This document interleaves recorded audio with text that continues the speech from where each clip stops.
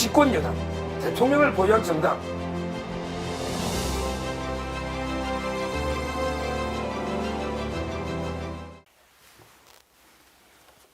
안녕하십니까. 이번 주제는 이제 이준석이가 이낙연당, 개혁미래당 보고 이제 윤핵관이다. 윤핵관. 이 말은 이제 주워 담을 수 없는, 돌아올 수 없는 이게 정오 발언을 해가지고 완전히 두 당이 확실하게 깨지는 이런 이제 발언. 그리고 이제 제3지대 소식에 대해서 최신 한번 살펴보겠습니다. 어떤 게 특이한 말이 있을 때는 저작권자가 있죠. 지금 이제 제가 저작권 한 게 하나 있는데 조국이가 계속 쓰고 있는데, 옛날에 제가 이제 문재인 때, 야, 문재인, 너 레임덕 넘어서 이제 데드덕이다. 레임덕은 이제 완전히 뒤뚱거리는 거, 이런 이제 전름, 그리는 이런 게 레임덕인데, 오리 중에. 근데 죽은 오리, 데드덕. 거의 뭐 살상계 대통령 자리에서도 죽은, 이걸 이제 데드덕이라 했는데, 요즘 이게 조국이가 자국의 무단으로 제가 이제 만든 신조어인데 허락도 안 받고 이게 쓰고 있는데, 그건 다음에 한번 살펴보고. 근데 윤핵관이다. 이거의 저작권은요, 저작권은 이준석이 안 돼 있는, 이걸 인정해야 됩니다. 우리가 아무리 이준석을 미워해도, 뭐 이준석이가 이제 개혁이 저작권이 내 안 돼 있다. 뭐 중국집에 옆집에 신장 개업한 게 잘 되니까 이름 베끼면 안 되지 않냐. 이런 식으로 개혁신당 이름을 개혁을 빌린 거, 이걸 막 공개했죠. 근데 그거는 이준석이 잘못된 거예요. 개혁이라는 말은 이준석이가 독점에 쓸 수 있는 이런 데 말이 아닙니다. 원조가 이제 개딸도 개혁의 딸이잖아요. 여러 가지 이제 옛날에 누구나 쓸 수 있기 때문에. 근데 윤핵관, 이거는 이제 아주 이준석이가 나쁜 의도로 이 프레임을 만든, 한마디로 참 나쁜 단어입니다. 윤핵관. 이 소리 들으면요, 상대가 이 소리 듣고 화가 안 나면 그거는 인간이 아닙니다. 근데 이준석이가 누구 보고 윤핵관이라 했냐? 바로 이제 개혁미래당, 이낙연하고 이제 나온 3명의 현역 의원들 있잖아요. 개혁미래당이 윤핵관이다. 아니, 왜 내가 이준석이만 자꾸 공격하느냐? 윤핵관의 행태하고 똑같은 거 아니냐? 이런 식으로 완전히 치받았습니다. 이 말을 듣고, 뭐, 이낙연이 이제 겉으로야 뭐, 크게 개의치 않는다. 뭐, 허허 하면서 개의치 않다 하지만, 속이야 천불이 막 나겠죠. 이 말을 듣고 분노가 안 나면 그거는 사람이 아닙니다. 그건 사람이 아니에요. 지금 이제 개혁미래당의 이낙연이나 의원들은 이준석에 대해서 이제 완전히 끝났다. 어떻게 우리를 윤핵관이라고 이런 식으로 공격하는가. 이 표현 속에 저는 이제 원래부터 제가 이제 이낙연, 이준석은 낙성연대는 어렵다고 누누이 말했는데, 벌써 제 말처럼 돼가고 있지 않습니까? 지금 이제 윤핵관이라고 서로 공개할 정도면 실제는 통합이 어렵다, 이렇게 봐야 되지 않습니까? 제가 요즘 방송 나갈 때마다 앵커들한테 질문을 던집니다. 앵커 보고 뭐라느냐?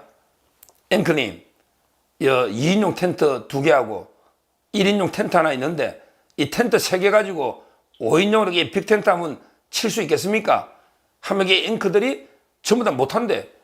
그거 2인용 2개하고 1인용 하나 가지고 5인용 큰 텐트 만들려면 일단 텐트를 다 뜯어내야 돼. 가위로 자르든 다 잘라야 될 거 아니에요. 그리고 다시 또 집어야 되잖아요. 바느질 하든지 어떻게 하든지. 이게 처음부터 5인용 텐트 샀으면 치는 게 쉬운데, 어떻게 쪼매는 텐트 3개 가지고 5인용으로 개조하는 게 이게 거의 불가능하잖아요.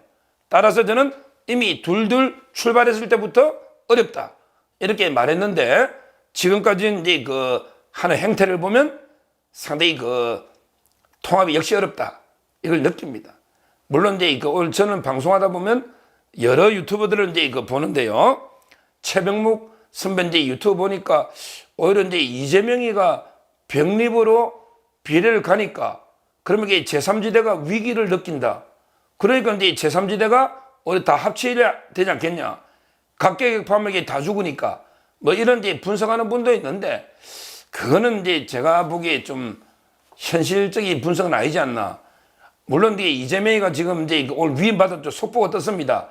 이재명이한테 이제 그 권한을 주는 거예요. 병립으로 갈지 연동할지. 그리고 이제 뭐 개딸들이 판단하겠죠. 그러면 이게 이재명이 의사가 이제 병립인 거 개딸이 아니까 아마 이제 그 병립으로 갈 가능성은 크다 봅니다. 지금 녹화 도중이니까 속보가 아직 의사만 줬다 합니다. 이재명한테 권한만. 근데 문제는 그렇다 해서 과연 제3지대가 그 때문에 이게 똘똘 뭉쳐 통합할까요? 저는 그래 안 한다 봅니다. 병립으로 가도 어차피 이준석 입장에서는 몇 석이라도 우리가 먹는 게 낫지. 이걸 이게 왜 나누죠? 왜 독식해야지 우리가? 왜 저쪽에 배지를 나누죠? 그럴 겁니다.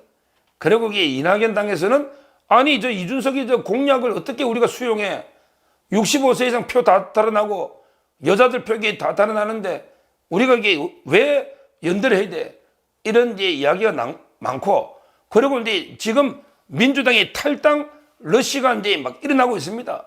오늘 대학생 그 위원장 양소영부터 지금은 이제 막 여러 젊은 애들이 민주당을 떠나서 개혁 미래당으로 몰려들고 있습니다. 아니 우리가 잘하면 호남도 묶고 상당히 선전할 수 있고 이재명을 압도할 수 있는데 우리가 이게 왜 이준석이하고 손을 잡아야 돼? 이런 데 여론도 많습니다. 따라서 뭐 저는 제3지대는 이제 그 이재명이 어떤 뭐 제도를 택하든 간에 제3지대는 상당히 어렵다. 이런 생각이 들고 요즘 이게 이준석이가 미칠 겁니다. 요즘 이게 지지율 오늘 갤럽 보세요. 갤럽 보면 이게 3% 아닙니까? 둘 다 3%. 지지율이 없어요. 이준석이가. 처음에는 이게 뭐 나가면 대단히 뭐 제3지대가 한 3분의 1 되니까 엄청나게 기대했겠지. 지금 이게 사람이 옵니까? 지지율이 나옵니까? 뭐 아무것도 없잖아요. 천하람이도 이게 지금 이준석이한테 상당히 그 감정이 안 좋다. 이런 이야기를 듣고 있습니다. 양양자나 허나도 마찬가지죠. 지금 이게 이준석 입장에는 상당히 그 고리무원 완전히 사면초가 아주 이제 그 어려운 상황이고 결국은 이게 이낙연 쪽이 나름대로 제3지대에 좀 선두자로 가지 않을까. 결국 이번 선거는 이제 그 이재명과 이준석이를 철저하게 심판하는 이런 데 선거인데 뭐 이준석이야 원래 새가 없으니까 노래라도 이재명을 선거하는 심판하는 그렇다면 그 이낙연과는 이게 묵시적인 연대가 필요한 겁니다.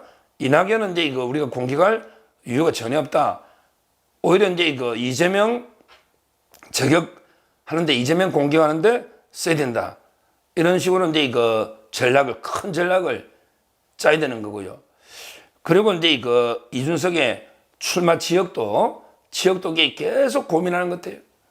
전국에 다 돌려보는 것 같아요. 그래서 제가 방송에서 야 아무리 돌려봐라. 너 이게 전국에 어디 시뮬레이션 돌려봐라. 너가 이게 절대 상대 후보하고 이게 반 이상 50% 이상 노는 데도 없을 거다. 없습니다. 이준석이 이게 어디 나갑니까? 그래서 요즘 다시 이게 갈비집에서 기자회견할 때 다시 이게 미워하고 워낙 고향 노원으로 가자 이런 게 이야기도 있고 뭐 대구도 이게 힘드니까 뭐 세종 어디 갈 겁니까? 갈 데가 어디 있냐고요. 지금 아무리 봐도 이게 없어요. 저는 이야기했죠. 임종석은 평양 외에는 이게 평양 가면 99.9% 나옵니다. 왜냐하면 그거는 김정은이가 공천하면 그냥 형식적인 선거이기 때문에. 아마 이제 그 이준석이도 틈만 하면 중국집이 뭐 어쩌고 저쩌고 중국집에 전화기가 2대 있고 뭐 어느 중국집이 잘 되니까 이름 베끼고 이런 식으로 계속 예를 들어도 아니 일식도 있고 양식도 있고 프랑스식도 있고 베트남식도 있는데 매일 이게 중국집에 애만 드는 게 이게 집이 어디서 중국하고 이게 꼭 생긴 거는 화교처럼 생겼는데 진짜 그게 의심스럽습니다. 우리 중국은요 항상 이제 우리나라 선거에 조작하면서 뛰어드는 이번에 지방선거에 김은혜가 김동연한테 전 것도 중국 조선족이 몰표가 높기 때문 아닙니까? 몰표가. 그래서 이제 이번 선거 구도에 이제는 뭐 진짜 이제 그 앞으로 이준석이나 다룰 일이 얼마나 있을지는 모르겠어요. 이제는 거의 이렇게 바람이 완전히 끝나버렸나. 한동훈 태풍이 그냥 그 조그만 이게 이준석 바람이 그냥 불기도 전에 한동훈 태풍이 와버리니까 아무렇게 존재감이 없이 쓸쓸히 지금 이제 그 전국에 거기 사람이 아무도 없잖아요. 국민의힘 의원 중에 간 사람도 아무도 없잖아요. 아무도. 이게 바로 고립무원의 이준석 현실이 아닌가 이런 이제 그 생각이 들고 저희가 이제 그 제도가 이번에 병리병으로 갈 것 같아요. 간다면 이제 그 보통 이제 분석할 때 보면 이재명이가 병립으로 가면 3명을 잡는다고 송구권 혼술해서 3명 잡는 게 뭐 이준석을 잡고 그렇죠. 병립으로 가면 이게 이준석이 비례 안 되니까 그다음에 그 조국이를 잡고 조국이 그다음에 그 송영길도 창당한다잖아요. 이런 이제 제3지대를 잡는다 이렇게 분석하는데 뭐 병립으로 가면 제일 먼저 이게 잡을 거는 이재명 자신부터 잡습니다. 이재명부터 이게 그 자살 행위입니다. 왜 그러냐면 이게 그 이재명이가 병립으로 가는 순간에 모든 게 비난이 이재명한테 갑니다. 아니 당신이 그렇게 공약에 연동하겠다 했더니 병립을 가느냐 이런 데 비난이 완전히 이재명한테 다 몰리면 결국 이재명도 죽습니다. 이 말은 이제 병립으로 가면 이재명, 이준석, 송영길, 조국 전부 게 죽습니다. 국민의힘은 처음부터 병립하자 이랬잖아요. 그렇기 때문에 명분이 있는 거예요. 아주 이번 선거 구도가 좋게 흘러가고 있다.